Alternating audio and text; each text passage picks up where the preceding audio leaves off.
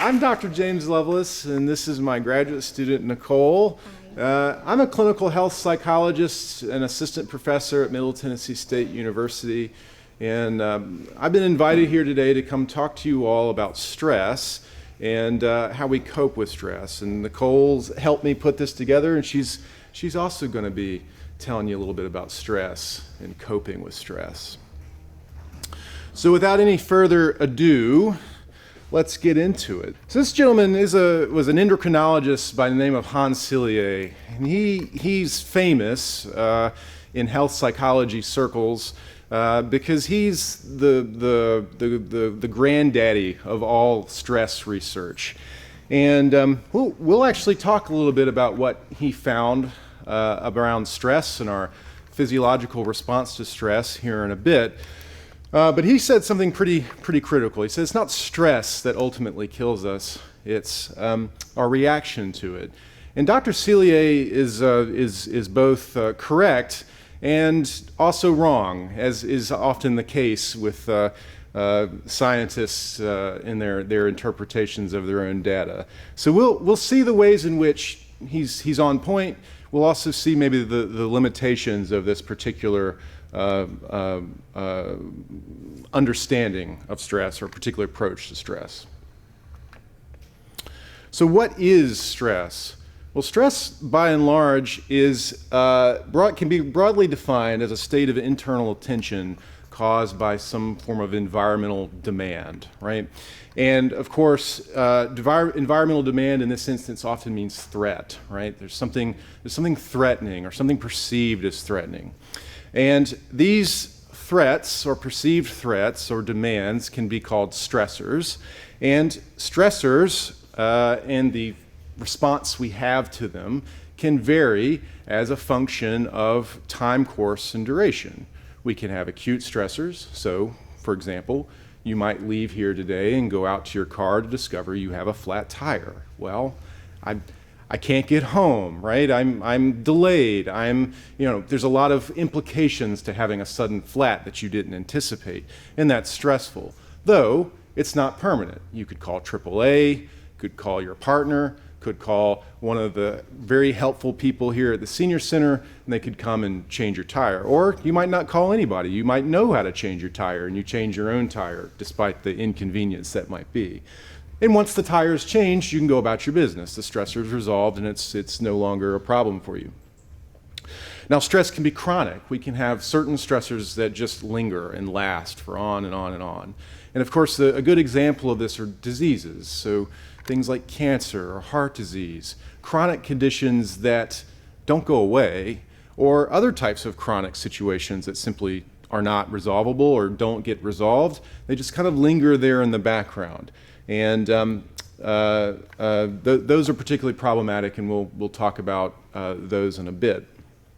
And then finally, we can have those fun types of stressors that come and go as time goes on. And the very best example I have of this, dear friends, is taxes. Every year we have to pay taxes. Every year we don't like paying taxes. And for some of us who may be a little bit more cash-strapped or resource-strapped, that's a stressful time to have to foot a tax bill. And so stressors can be episodic like this. Now, here's a couple questions I have for you all. And these are what's known as Likert scale questions. That is, you're given a number scale and you're asked a certain question. You're asked to make a rating on a number scale. In this instance, the first question I have for you all is, how would you rate your levels of stress during the past month? And our scaling is from 1, no stress, to 10, high stress. And just think for yourself what the answer to that question might be. The next question that is accompanying this is, what would you consider a healthy level of stress? And you might think to yourself, I don't think there is a healthy level of stress. Well, so be it. Rank that down at a 1, right? But whatever it is you think it is, rate it on this same Likert scale, from 1 being no stress and 10 being high stress. And we'll, once you've got that settled in your mind, we'll move forward and look at some data, because you are not the only ones in recent memory to answer these questions. Well, it turns out, and I apologize for how small this appears here, but it turns out the APA, the American Psychological Association, does a survey, a representative sampling survey of adults every year on stress, and they've done so since starting back in 2007. And we can look at data, especially this graph here to my right would be your left. We can look at levels of stress by age group or age cohort. And collectively, we're all pretty stressed, but some of us are actually more stressed than others. And what we can see here, and I know this is really hard to make out, but it's our youngest generations tend to be the most stressed out. And as people get older, stress levels or average stress levels seem to, across this subpopulation of folks, go down. And so we can see, for example, the baby boomer generation in green there, and then we can see the oldest of our population there in purple, and so at the very bottom.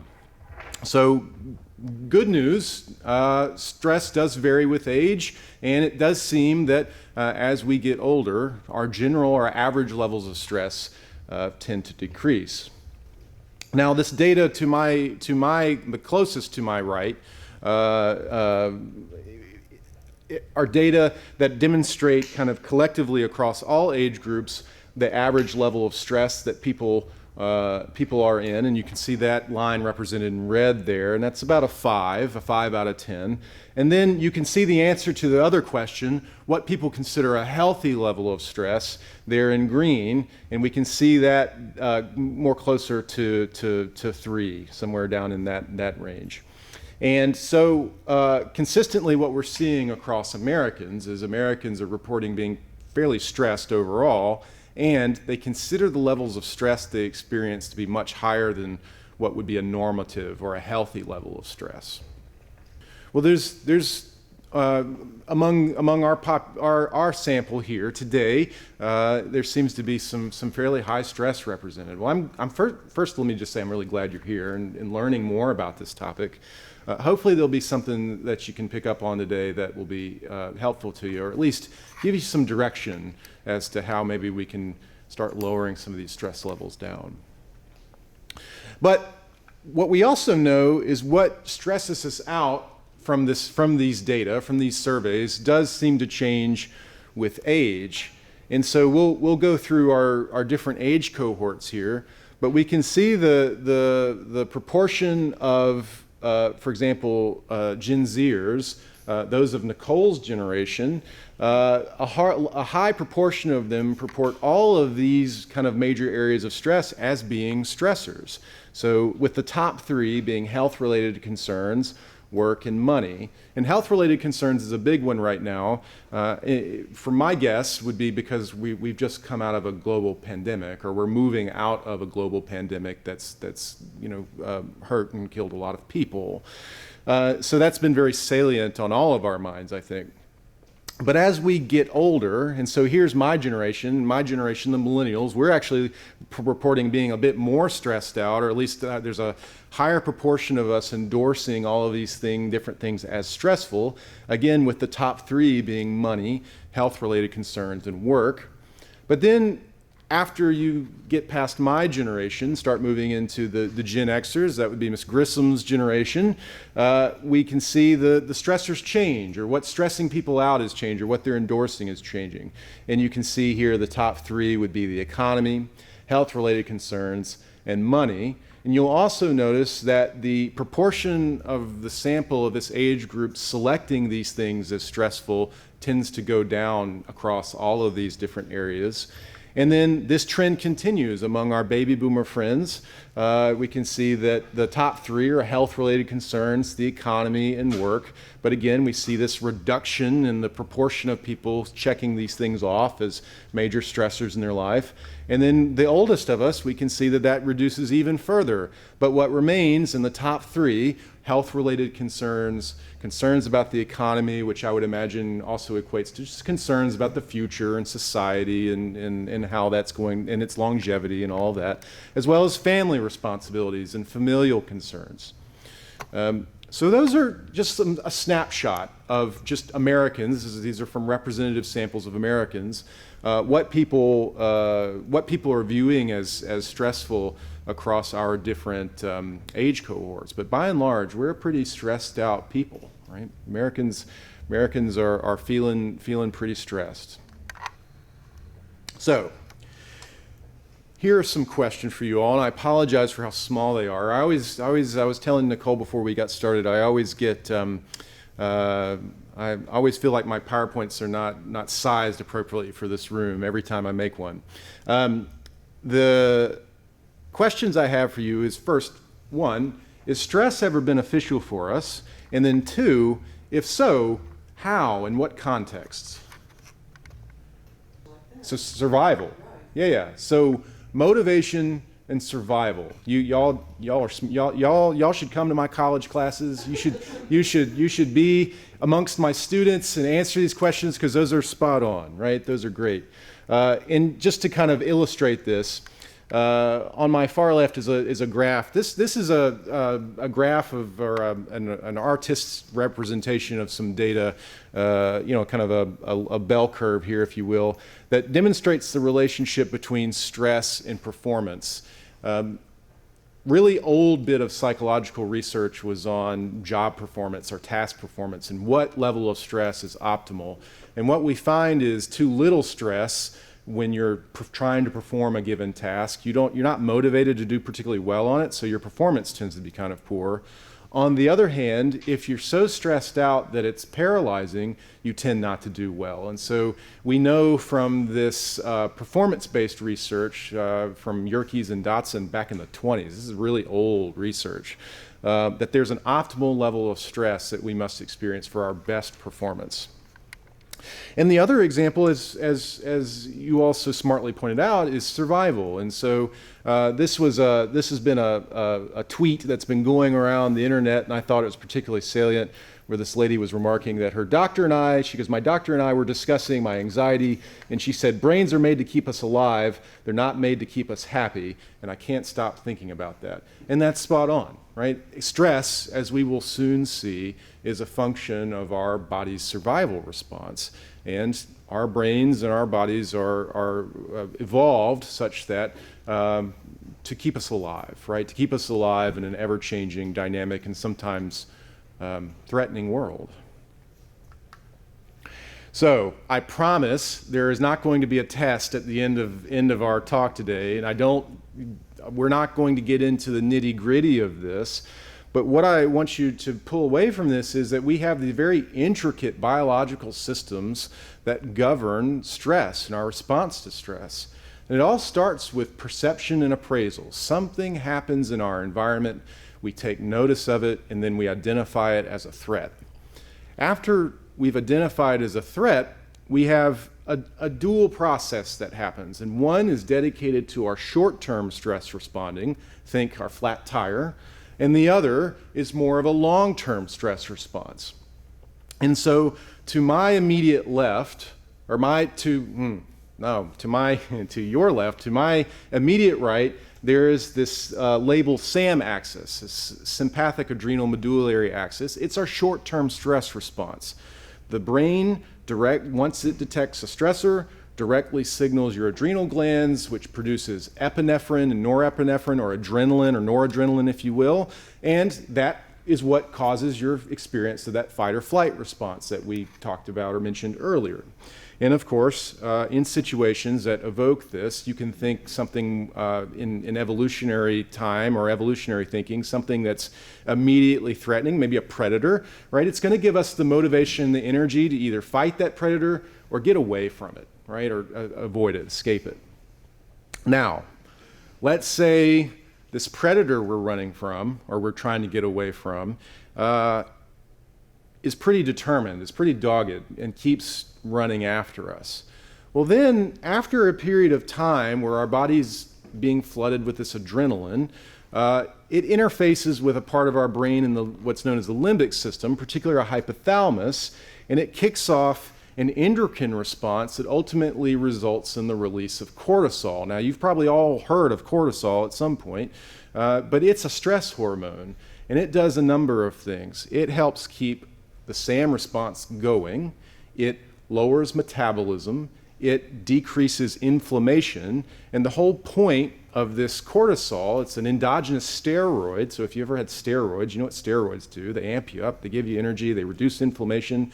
All of this is just to keep you going, to keep your survival response going until you have safely gotten away from the predator, from the stressor that's threatening to you. Now, appreciate about this that when we talk about chronic stress in a modern sense, we're talking about stressors that last over a really long time course, days, weeks, sometimes months, maybe even years.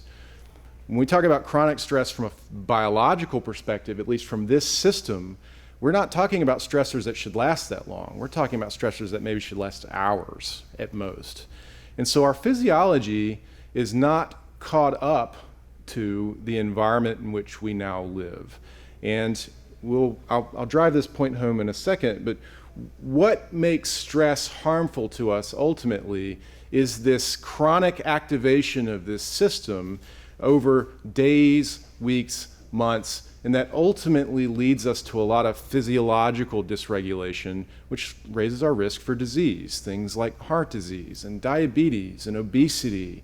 Our ancient ancestors that were environments that originally developed these mechanisms for survival didn't face taxes. They didn't face medical debt. They didn't have any of those things to act on their physiology.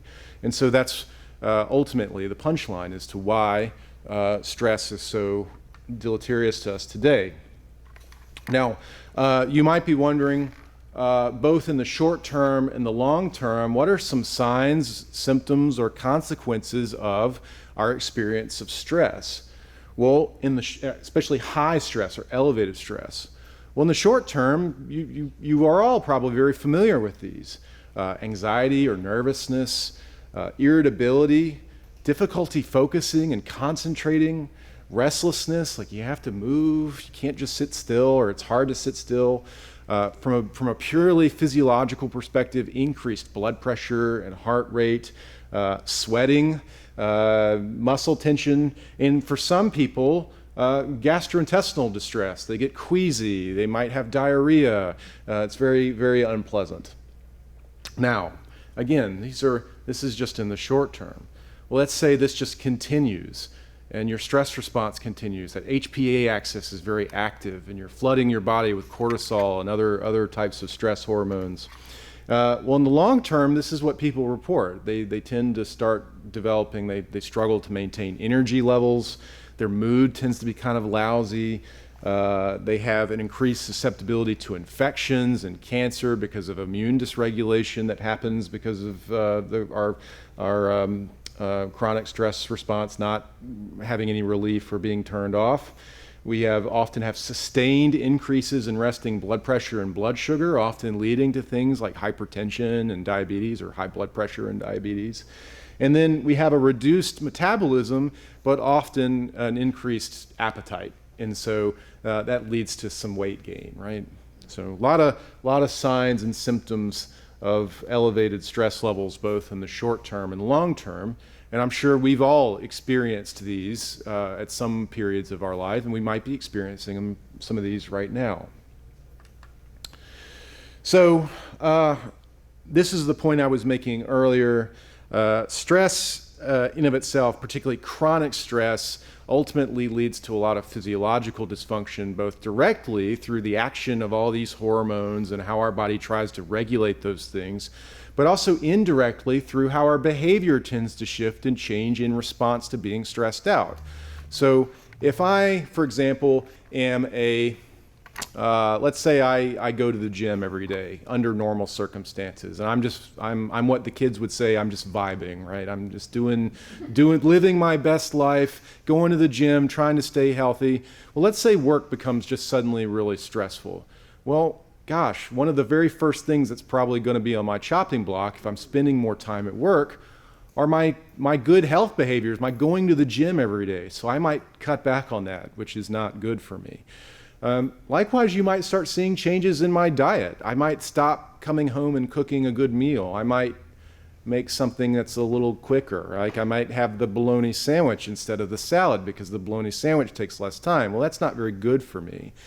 I might start working at night and sacrificing my sleep for more work time. Again, not good for me. It doesn't restore anything. And so all of these things collectively, in addition to the direct effects of stress on my physiology, all the indirects through my behavior then start to add up and over time lead me to a higher risk for some sort of chronic illness. Or in some cases, if I already have a chronic illness, the exacerbation of it, right? The worsening of it. Okay. So now we're going to have Nicole is going to come up. We talked about stress and sufficiently stressed everybody out talking about all the nuance of it. We're going to have Nicole come up and tell us a little bit about coping and how we can alleviate some stress.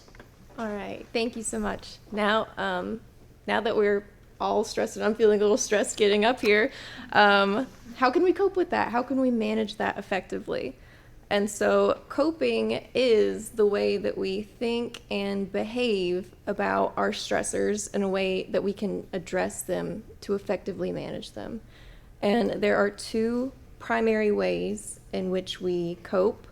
There's problem-focused coping, where we actively behave in ways to address that stressor. And then there's emotion-focused coping, where we try to alleviate the stressfulness of the situation so we can better go through the situation.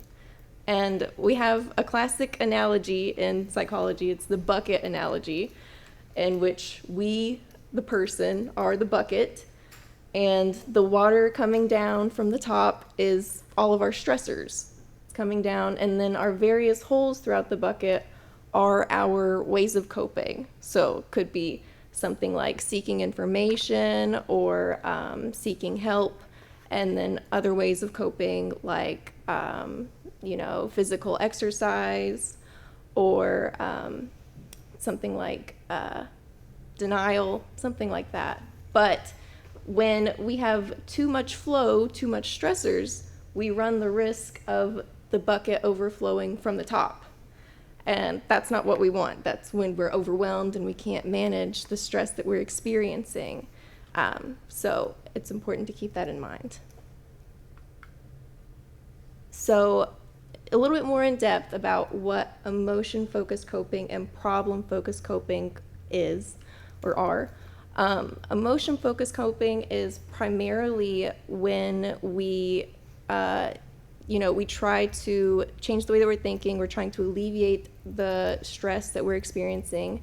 And it's the most effective when we can't make actionable changes to the stressor, when we don't have as much control over the situation.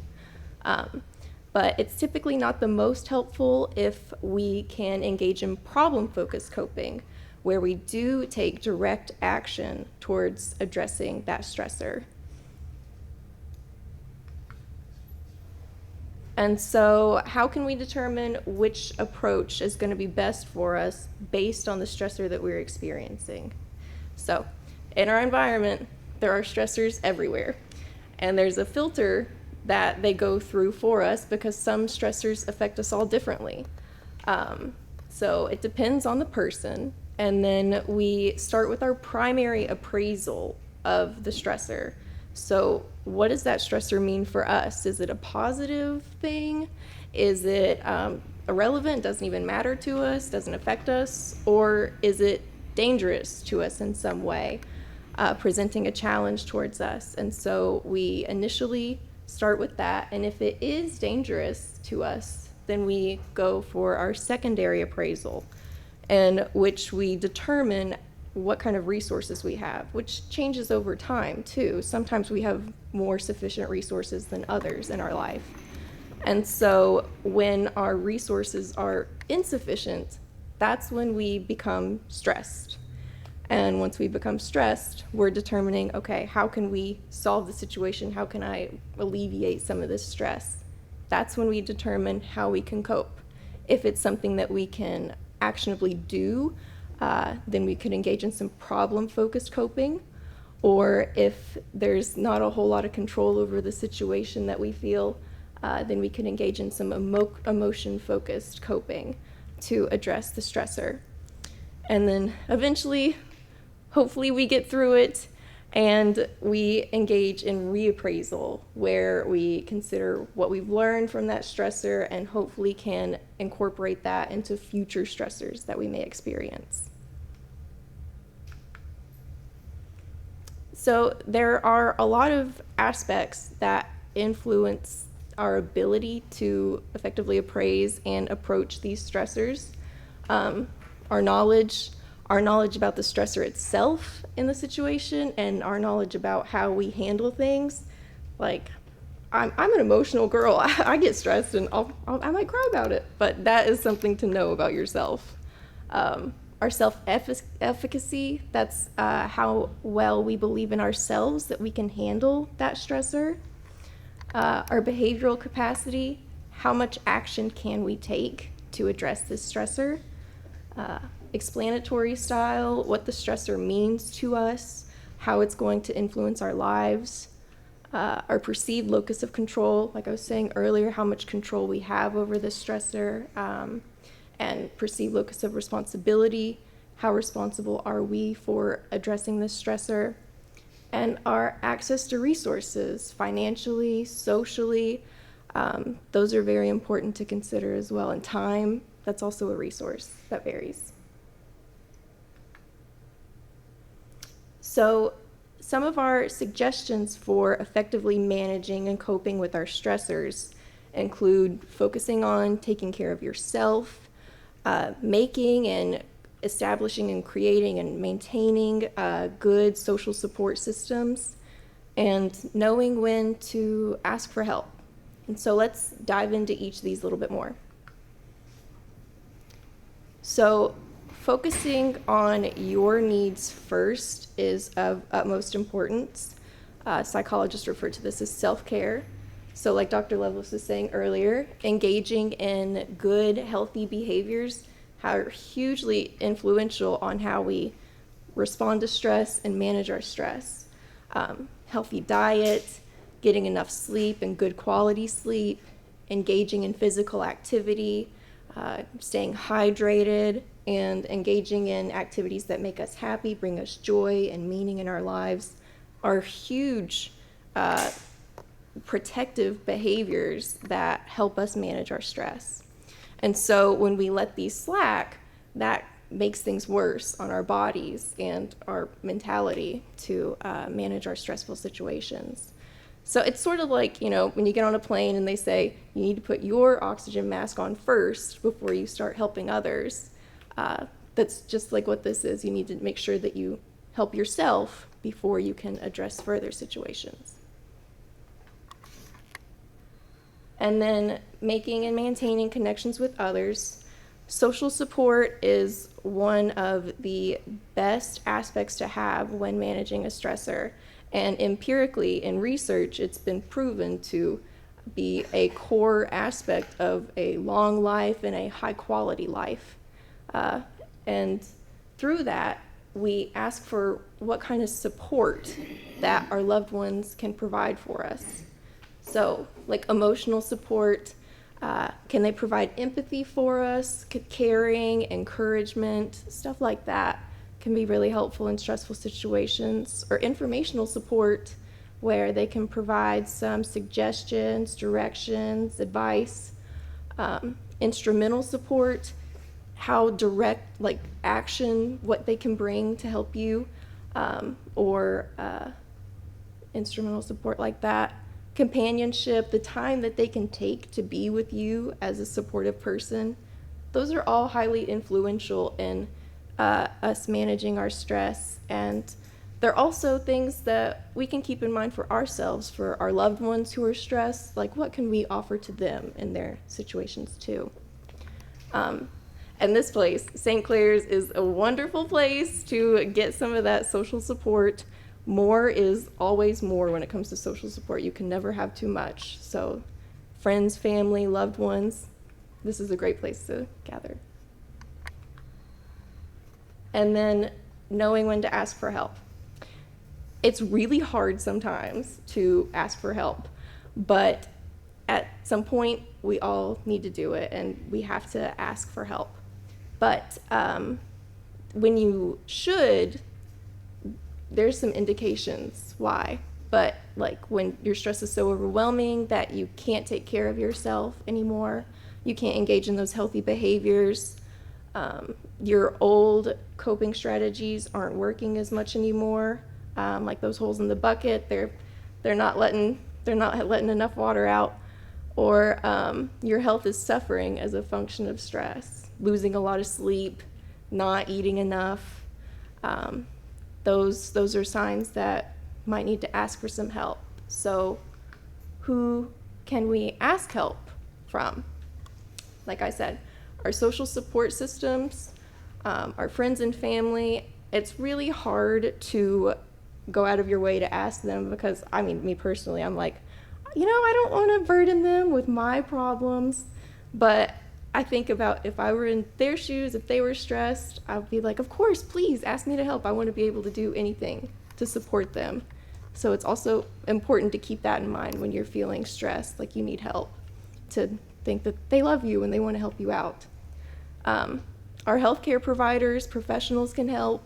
Our doctors, our PCPs, seeking psychological services, or social workers or counselors, getting that professional help that we can get some information that we can utilize to address the current stressors in our life and effectively manage them in the future. And then our clergy and faith leaders, they are always there to support us too, and are great resources when you're needing some help. Well, that's a little bit what we had for you today to talk about stress and just a general overview on coping and how we understand coping. What questions do you all have for us? Well, friends, I want to be very mindful of the time. I think we're over a little bit today. I really appreciate y'all coming out, and I appreciate y'all asking all the wonderful questions and making all the observations that you did. Nicole and I will kind of hang out a little bit after our presentation today and talk to folks as folks would like to talk to us. And otherwise, we will likely be back. We've been here before. We'll likely be back again. If we don't talk to you as you're leaving today, well, I hope to see you next time when we come in and give a talk.